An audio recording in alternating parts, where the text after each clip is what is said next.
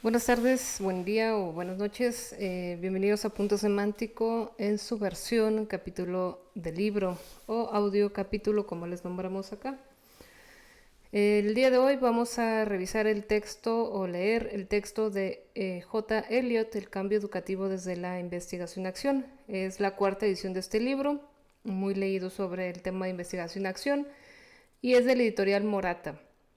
Entonces es de John Elliot, la traducción es de Pablo Manzano y vamos a revisar específicamente el capítulo segunda parte, que sería la investigación-acción, dilemas e innovaciones. Capítulo 3, el problema de la teoría y la práctica. Recordemos que este tipo de temas es muy utilizado en educación, sobre todo cuando estudiamos áreas de ciencias educativas, maestrías, doctorados o postdoctorados. El problema de la teoría y la práctica. Es frecuente que los profesores se sientan amenazados por la teoría. Este capítulo examina estas sensaciones y pone de manifiesto cómo la investigación-acción resuelve el problema de la relación entre teoría y práctica. Sin embargo, el autor mantiene que la investigación-acción en cuanto a innovación cultural resulta inevitablemente amenazadora para las culturas profesionales tradicionales de los profesores y de los formadores universitarios. De estos, como forma de aprendizaje profesional mutuo, requiere la transformación de las culturas escolar y universitaria. La evaluación e investigación curriculares desde dentro pueden considerarse como una solución del problema de la relación entre teoría y práctica. Algunos dirán que este es en sí mismo un problema teórico, dado que existen muchas teorías diferentes sobre la relación entre teoría y práctica. Debo decir que, primero y ante todo, se trata de un problema práctico. Observemos la cuestión, no tanto desde el punto de vista del teórico universitario de la educación, sino a través de los ojos de los profesores en ejercicio. Desde su punto de vista, la teoría es algo que no pueden aplicar ni utilizar en relación con su práctica. Como tal, esta experiencia no constituye para ellos un problema práctico. Es fácil que descarten sin más la teoría como inútil, sin problema.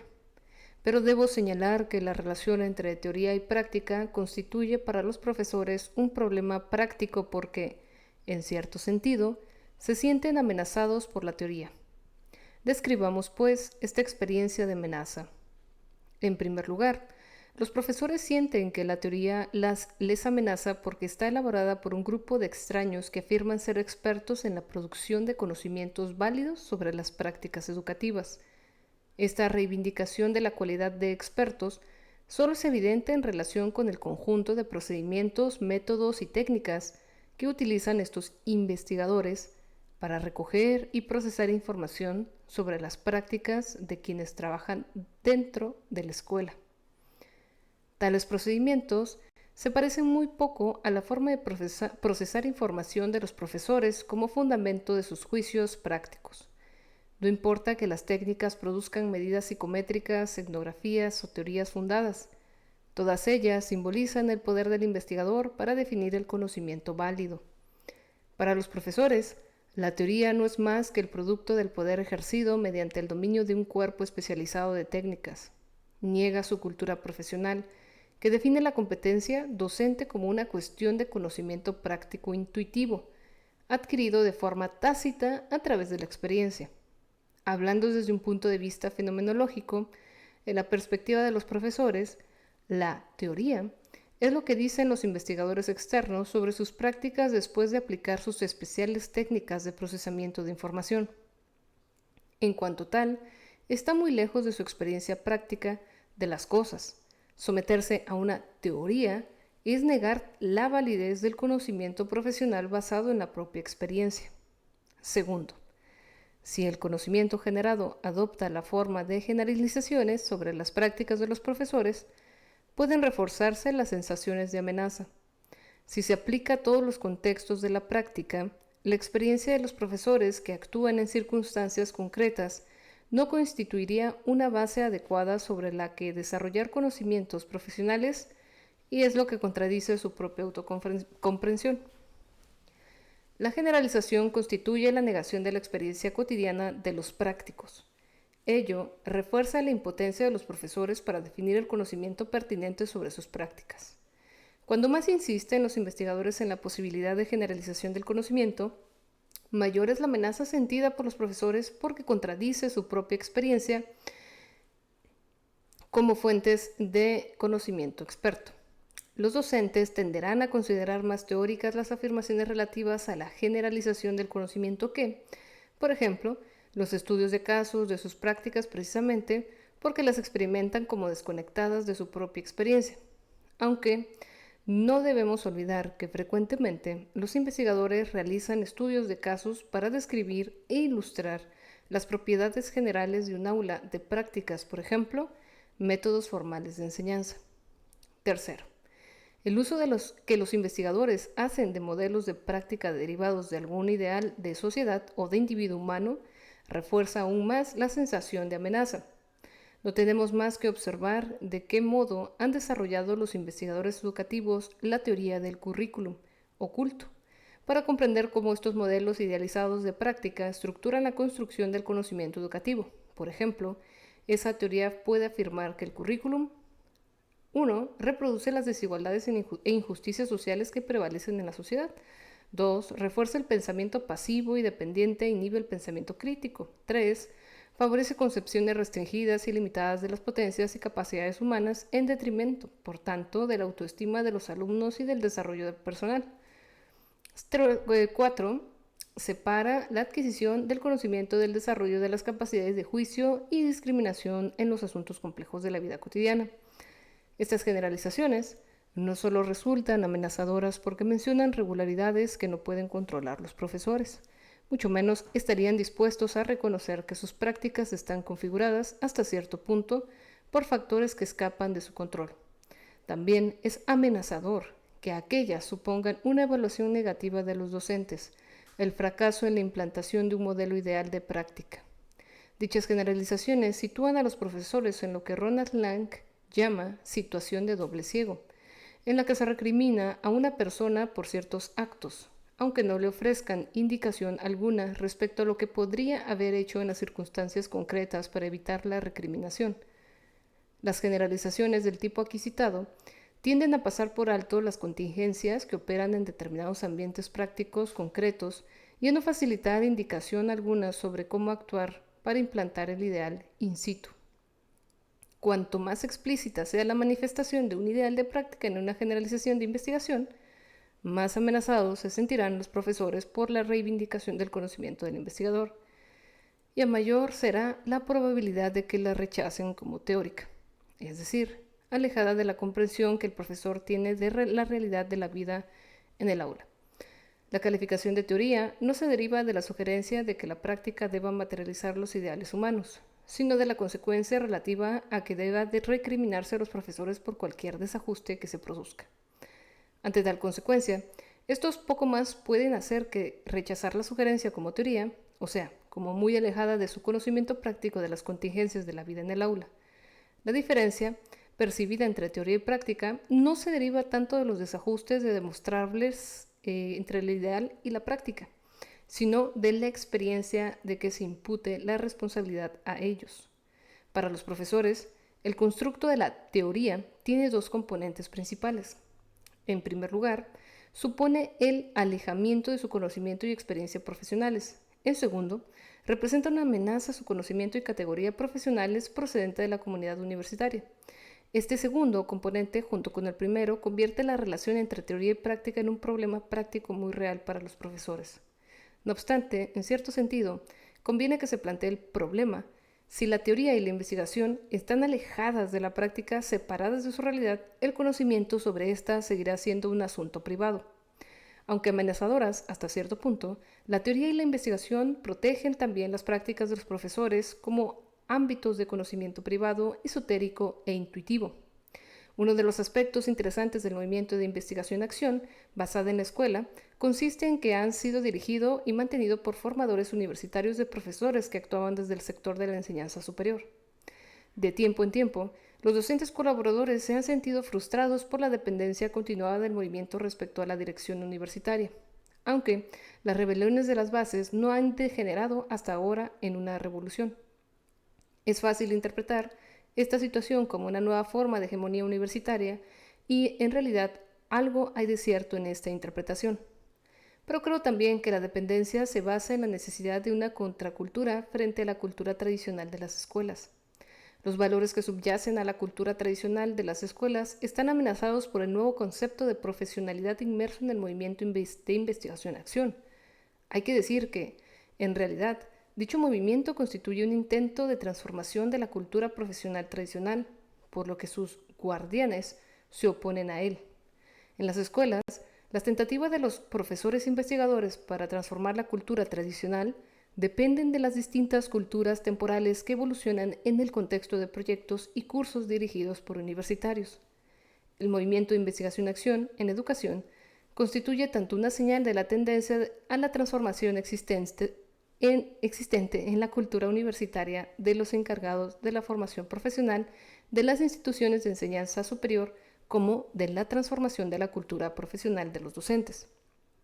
El principal problema al que se enfrenta cualquier innovación cultural desde dentro está constituido por la incapacidad de los promotores para liberarse de las creencias y valores fundamentales propios de la cultura que pretenden modificar.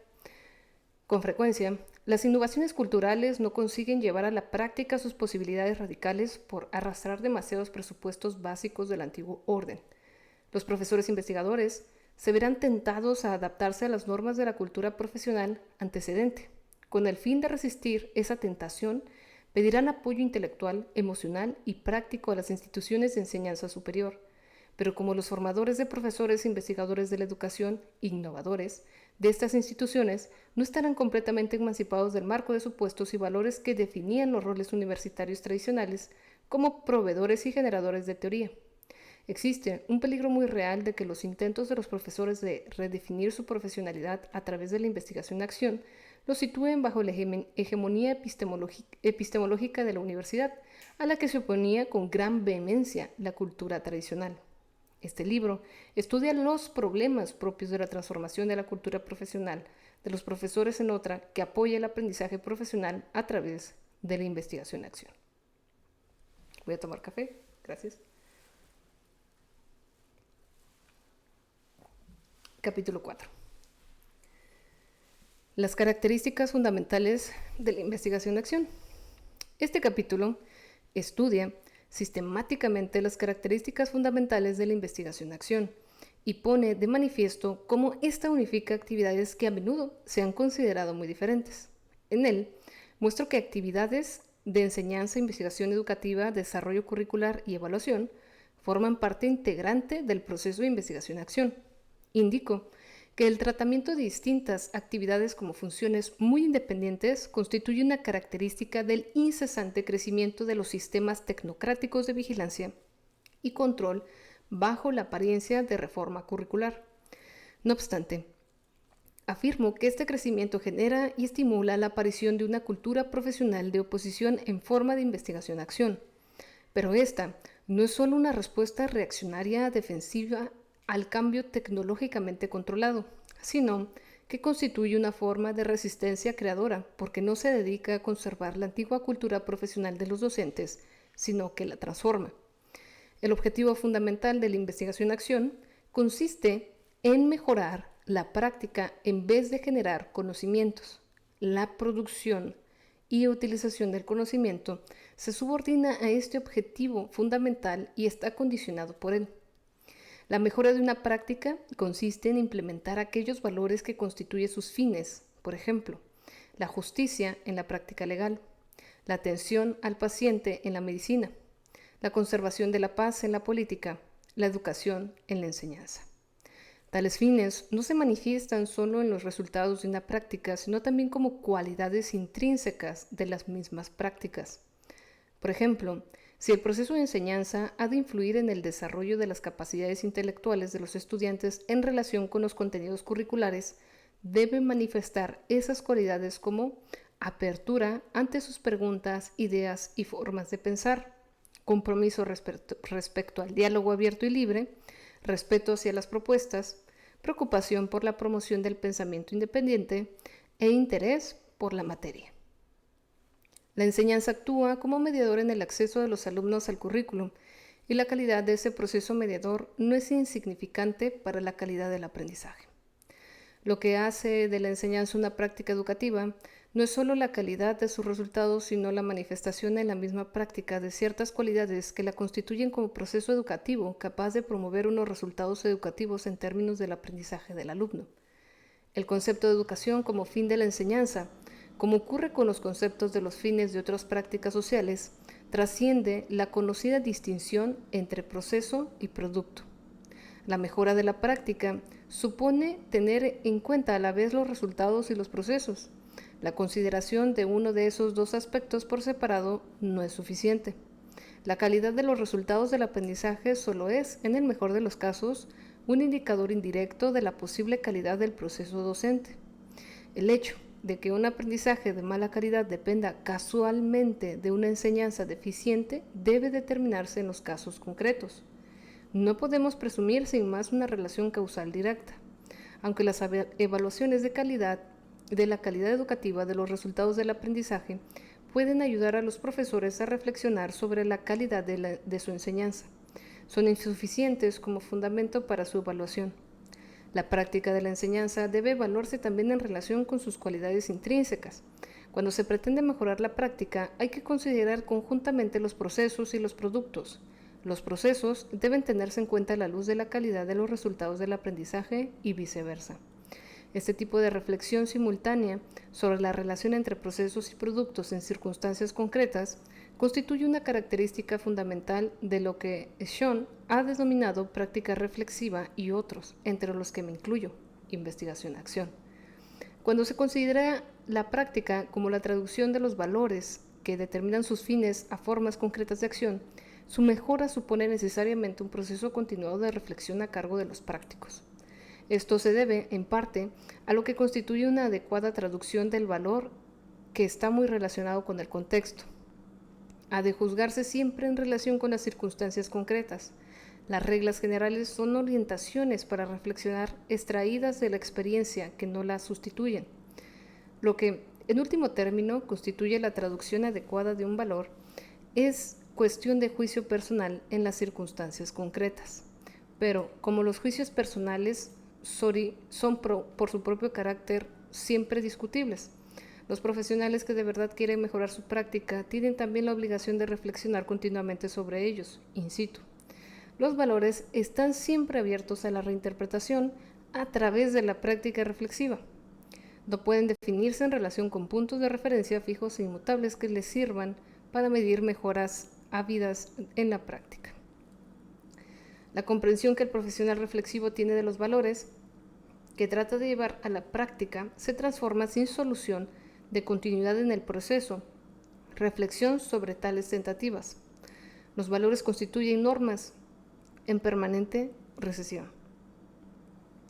Estudiaré a continuación, con mayor detalle, la naturaleza de este proceso continuado de reflexión. Tras la publicación de los trabajos de Donald Sean sobre práctica reflexiva entre 1983 y 1987, esta expresión se ha hecho muy popular en el discurso relativo al desarrollo profesional, pero existen diversos tipos de reflexión práctica que suponen distintas concepciones de las clases de fines que deben llevarse a la práctica. El movimiento de investigación-acción educativa, que surgió hace 20 años en el Reino Unido, hizo esto mismo oponiéndose al desarrollo de una tecnología curricular que insistía en la especificación antecedente de resultados mensurables de aprendizaje. El movimiento defendía la importancia de valores del proceso para estructurar el currículum. Pretendo situar la investigación-acción en el tipo de práctica reflexiva que aspira a mejorar la concreción de los valores del proceso. Cuando los valores determinan los fines de una práctica, Estos fines no deben tomarse como objetivos concretos que pueden llevarse a la práctica sin dificultad en algún punto futuro del tiempo. Si así fueran, constituirían fines técnicos que podrían especificarse con claridad de antemano.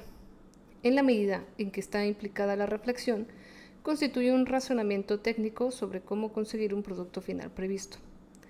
Los valores, en cuanto a fines, no pueden determinarse con claridad de forma independiente de la práctica y antecedente a ella. En ese contexto, ella misma constituye una interpretación de sus fines en una situación práctica concreta. Los fines se definen en la práctica y no con anterioridad a esta. El tipo de reflexión al que aludimos aquí es muy diferente del razonamiento técnico que versa sobre los medios para conseguir un fin. Es a la vez ético y filosófico, en la medida en que la reflexión trata de la elección de un curso de acción en un determinado conjunto de circunstancias para llevar a la práctica los propios valores, reviste carácter ético. Pero como la elección ética supone la interpretación de los valores que han de traducirse a la práctica, la reflexión sobre los medios no puede separarse de la reflexión sobre los fines. La reflexión ética tiene una dimensión filosófica. La reflexión dirigida a la puesta en práctica de los valores puede describirse como filosofía práctica.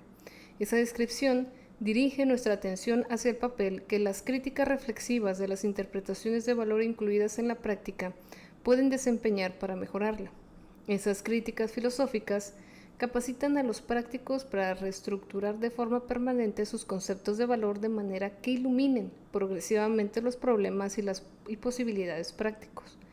La filosofía no es solo una disciplina académica disociada de la realidad de las prácticas sociales cotidianas y cultivada por especialistas que operan fuera de ellas. La investigación-acción constituye una forma alternativa de describir el tipo de reflexión ética mencionado. En contraste con la filosofía práctica, la expresión llama la atención sobre la importancia que tienen los datos empíricos en cuanto a fundamento de una mejora reflexiva de la práctica. No obstante, esto no es más que una cuestión de énfasis en distintos contextos comunicativos. Dentro de una práctica ética, la calidad de la reflexión sobre los fines en perspectiva incluidos en ella depende de la calidad de los datos de la misma que podamos recopilar. Sin embargo, una reflexión filosófica de este tipo modifica las concepciones de los fines de un modo que cambia la propia comprensión de lo que constituyen buenos datos sobre la práctica. Por tanto, no podemos mejorar la metodología de la investigación-acción con independencia de la reflexión filosófica. Las dos descripciones toman dimensiones de la reflexión ética sobre la práctica que se entrecruzan y son dependientes entre sí. Ambas descripciones llevan consigo una crítica implícita de la tendencia a disociar la filosofía y la investigación de las realidades de la práctica. Al situarlas en el campo práctico de quienes están en el interior del sistema, pasan a formar parte de la tentativa de organizar la expresión de la reflexión ética que pueda defender ese campo contra la incursión de la racionalidad técnica en la forma de pensar de las personas sobre la práctica. Si la reflexión práctica se estructura únicamente como una forma de razonamiento técnico o instrumental, no solo no habrá posibilidad de una reflexión filosófica personal sobre valores, sino tampoco de una dimensión ética de las prácticas sociales. La ética se proyecta en un ámbito de fines que pueden determinarse con independencia de la práctica y antecediendo a la misma. En el campo de educación o de la educación, la expresión investigación-acción fue utilizada por algunos investigadores educativos del Reino Unido para organizar un paradigma alternativo de investigación educativa que apoyara la reflexión ética en el dominio de la práctica. Estos investigadores rechazaron el paradigma positivista establecido sobre la base de que servía a los intereses de quienes consideraban la investigación como el fundamento de controlar y configurar las prácticas de los profesores. No obstante, hay indicios de que la investigación-acción ha sido secuestrada al servicio de la racionalidad técnica. Se estimula a los profesores para que consideren la investigación-acción como una investigación de la forma de controlar el aprendizaje del alumno, para obtener objetivos predefinidos de aprendizaje sin tener en cuenta la dimensión ética de la enseñanza y el aprendizaje. Preveo que la investigación-acción acabará siendo recomendada encarecidamente como estrategia que ayuda a los profesores a elevar al máximo el aprovechamiento de los alumnos respecto a los objetivos del currículum nacional. Puede que haya llegado el momento en que los facilitadores de la práctica reflexiva dejen de utilizar la expresión investigación-acción.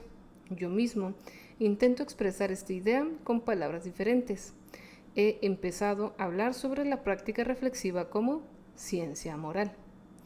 La investigación-acción perfecciona la práctica mediante el desarrollo de las capacidades de discriminación y de juicio del profesional en situaciones concretas, complejas y humanas. Unifica la investigación, el perfeccionamiento de la práctica y el desarrollo de las personas en su ejercicio profesional. Con respecto a este desarrollo, la investigación-acción informa el juicio profesional y, por tanto, desarrolla la prudencia práctica, es decir, la capacidad de discernir el curso correcto de acción al enfrentarse a situaciones concretas, complejas y problemáticas. No conozco mejor declaración sobre la naturaleza de la prudencia práctica que la oración de San Francisco, cuando le pide a Dios paciencia para aceptar las cosas que no puede cambiar, el valor de modificar lo que está en condiciones de cambio y la sabiduría para conocer la diferencia. Si la investigación-acción consiste en el desarrollo de esta forma de comprensión práctica, constituye una forma de investigación que reconoce por completo la realidad con la que se enfrenta a los prácticos con su carácter concreto y su engañosa complejidad. Resiste la tentación de simplificar los casos mediante abstracciones teóricas, pero utiliza incluso y genera teoría para iluminar de forma práctica aspectos significados del caso. En la investigación-acción, la comprensión analítica o teórica mantiene una relación de subordinación con el desarrollo de una visión sintética u holista de la situación en conjunto. Por tanto, la investigación-acción constituye una solución a la cuestión de la relación entre teoría y práctica, tal como la perciben los profesores. En esta forma de investigación educativa, la abstracción teórica desempeña un papel subordinado en el desarrollo de una sabiduría práctica basada en las experiencias reflexivas de casos concretos. Aunque el análisis teórico constituye un aspecto de la experiencia reflexiva, su subordinación a la comprensión y el juicio prácticos asegura su indisociación de la realidad a la que se enfrentan los profesionales. Ya no se percibe como alejada. No obstante, desaparece su carácter amenazador al estar controlada por la búsqueda de la comprensión práctica. Más adelante aclararé que, para los profesores apegados a la cultura tradicional de las escuelas, la investigación-acción resulta aún más amenazadora que la investigación tradicional a cargo de extraños. En cuanto forma de conocimiento profesional del práctico, la sabiduría práctica no se almacena en la mente como conjunto de proposiciones teóricas, sino como un repertorio de casos procesado de forma reflexiva. Los conocimientos teóricos están incluidos en dichos casos, pero al tratar de comprender las circunstancias concretas actuales, se utilizan ante todos los casos como tales. Las comparaciones con casos antecedentes ilustran de forma práctica las características importantes de la situación actual. En la medida en que esas comparaciones no sean suficientes para proporcionar una comprensión práctica pertinente de una situación, convendrá efectuar algún análisis teórico explícito y las perspectivas que surjan del mismo informarán y fundamentarán la posterior descripción narrativa del caso. Condición necesaria antecedente de la investigación-acción es que los prácticos sientan la necesidad de iniciar cambios, de innovar. Esa sensación de que hace falta cambiar alguno o varios aspectos de la práctica para implantar de forma más plena sus objetivos y valores activa esta forma de investigación y reflexión.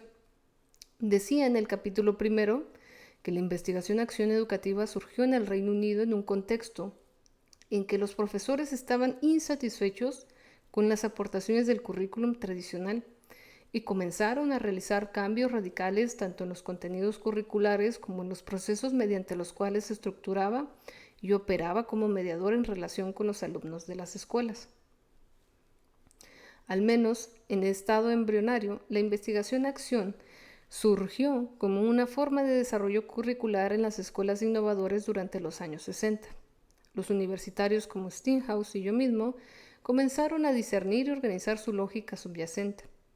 Creo que para los teóricos universitarios de la educación constituye una tarea importante, pero depende de los intentos reflexionados de los profesores para cambiar sus prácticas curriculares y pedagógicas en las escuelas. Al organizar la lógica de la investigación implícita en estos intentos, los teóricos universitarios de la educación pueden ayudar a alimentar, proteger y mantener la cultura profesional que surge frente a las poderosas fuerzas conservadoras y tecnocráticas que actúan en el sistema educativo y en la sociedad en general. La investigación-acción unifica procesos considerados a menudo independientes, por ejemplo, la enseñanza, el desarrollo del currículum, la evaluación, la investigación educativa y el desarrollo profesional. En primer lugar, la enseñanza se concibe como una forma de investigación encaminada a comprender cómo traducir los valores educativos a formas concretas de práctica. En la enseñanza, los juicios diagnósticos sobre los problemas prácticos y las hipótesis de acción respecto a las estrategias para resolverlos se comprueban y evalúan de forma reflexiva. En segundo lugar, como se trata de comprobar las hipótesis de acción sobre la forma de traducir a la práctica los valores, no podemos separar el proceso de investigación de comprobación de hipótesis del proceso de evaluación de la enseñanza. La evaluación constituye una parte integrante de la investigación-acción. Tercero, el desarrollo del currículum no es un proceso antecedente a la enseñanza. El desarrollo de programas curriculares se produce a través de la práctica reflexiva de la enseñanza. El perfeccionamiento de esta no es tanto una cuestión sobre el mejor modo de implementar un currículum diseñado fuera de la escuela, sino de desarrollarlo con independencia de que se haya iniciado por los mismos profesores o por agentes externos. Podemos considerar los programas curriculares como conjuntos de hipótesis de acción sobre la forma de mediar en el contenido curricular respecto a los alumnos de un modo adecuado desde el punto de vista educativo. Esas hipótesis se comprueban y reestructuran en la práctica de enseñanza mediante la investigación-acción y desde la perspectiva de la investigación-acción, el perfeccionamiento de la enseñanza y el desarrollo del profesor constituyen dimensiones del desarrollo del currículum. De ahí que no puede haber desarrollo del currículum sin desarrollo del profesor. Esto no significa que los docentes tengan que desarrollarse antes de que puedan implementarse de forma adecuada los currícula, por ejemplo, asistiendo a cursos de formación permanente. Significa, en cambio, que el desarrollo del currículum constituye en sí mismo un proceso de desarrollo docente. La investigación-acción integra enseñanza y desarrollo del profesor, desarrollo del currículum y evaluación, investigación y reflexión filosófica en una concepción unificada de práctica reflexiva educativa. Esta concepción unificada tiene consecuencias de poder en la medida en que rechaza una división de trabajo rígida en donde las tareas y roles especializados se distribuyen en actividades organizadas desde un punto de vista jerárquico.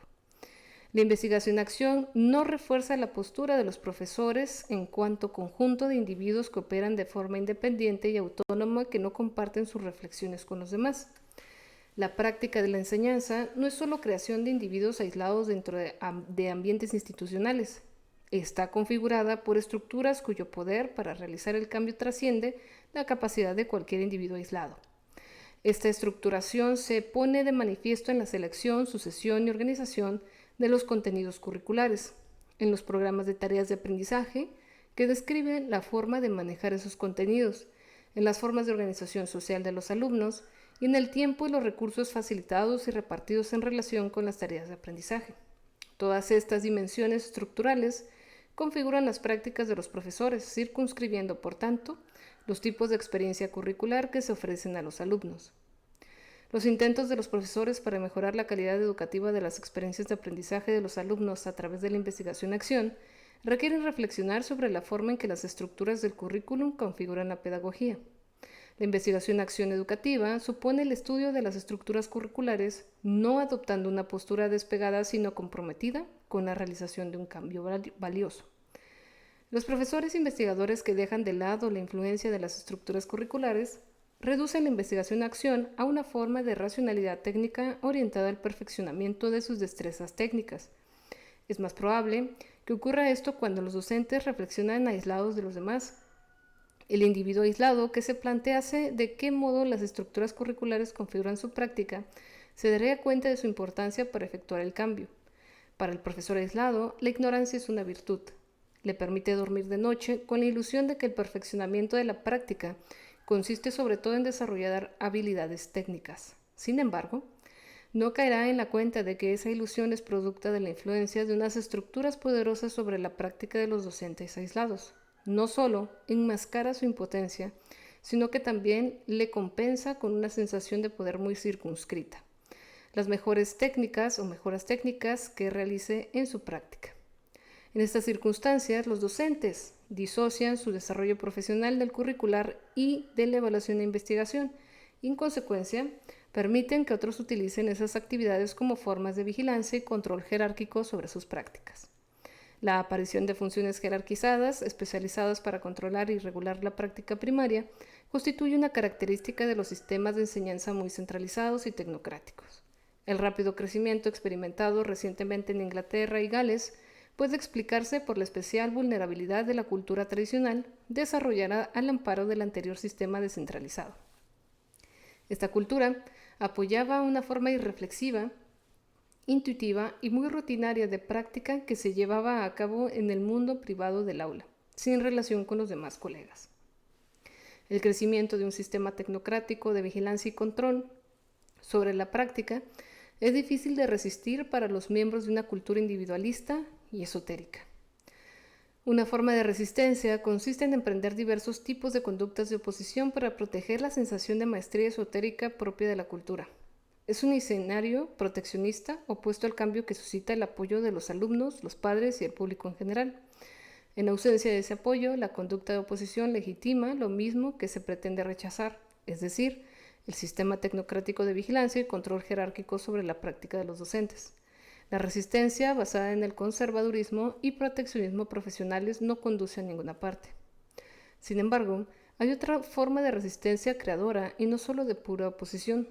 Supone la transformación de la cultura profesional en otra que apoya la reflexión cooperativa sobre la práctica y tiene en cuenta las experiencias y percepciones de los clientes, alumnos, padres, empleadores en el proceso.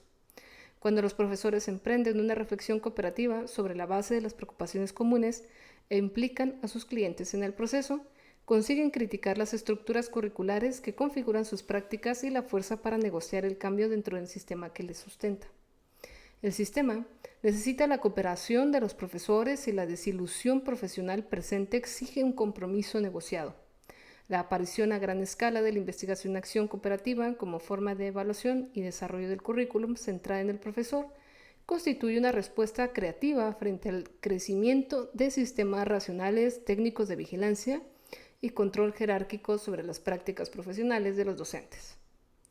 De las ascuas de la cultura tradicional todavía vivas, surge el fénix de la práctica reflexiva cooperativa para presentar una resistencia creadora frente a la hegemonía de los tecnócratas. No obstante, esta situación enfrenta a quienes aspiran a convertirse en prácticos reflexivos a una serie de dilemas que describiré a continuación. Señalaré diversas tentaciones que tendrán que superar para poder resolver dichos dilemas. El capítulo que sigue es el capítulo 5, los dilemas y tentaciones del práctico reflexivo. Si usted quiere leerlo, le dejo en el enlace el documento para que lo pueda consultar. Leer y ya. Gracias por escuchar. Nos vemos en otra ocasión. Bye.